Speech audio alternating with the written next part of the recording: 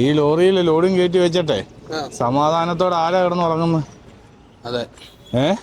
ഒന്നീ ഡീസൽ മോട്ടിക്കും, അല്ലെങ്കിൽ ലോഡ് മോട്ടിക്കും. ആരുറങ്ങും?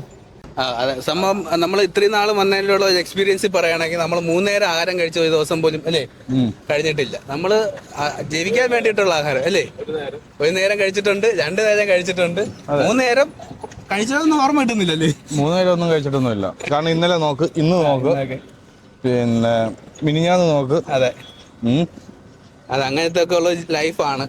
ഇത് എനിക്ക് തോന്നുന്നു ഇത് ആരും അങ്ങനെ പറയാറില്ലെന്ന് തോന്നല്ലേ. ആര് പറയാനാ?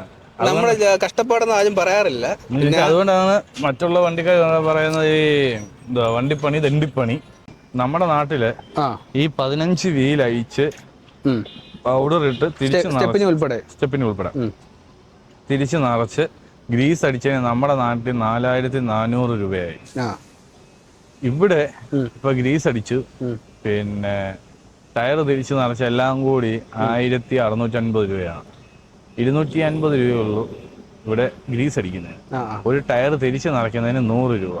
ഇങ്ങനെ 14 ടയർ തിരിച്ച് നിറച്ചതിന് 1400 രൂപ. എന്ന് ചോദിച്ചു കഴിഞ്ഞാല് ഇപ്പൊ നമ്മുടെ വണ്ടി എല്ലാം കൂടി ഒരു 5000-6000 കിലോമീറ്റർ ഓടിയിട്ടുണ്ട്.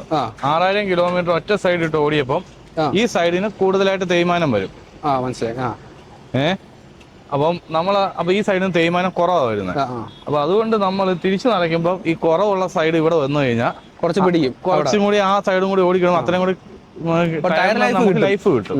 അതിനുവേണ്ടിയാണ് നമ്മളൊരു 8,000 കിലോമീറ്റർ ടയർ തിരിച്ചു നിറയ്ക്കല് 500-700 കിലോമീറ്റർ ഗ്രീസ് അടി. ഇപ്പൊ നമ്മളെ വണ്ടി എടുത്തിട്ട് ഇപ്പൊ മൊത്തത്തില് ലോഡ് കയറ്റി വെച്ചിട്ട് നമ്മൾ ആ തൃശ്ശിന്ന് ലോഡ് എടുക്കുന്നതിന് മുമ്പ് ഗ്രീസ് അടിച്ചതാണ്.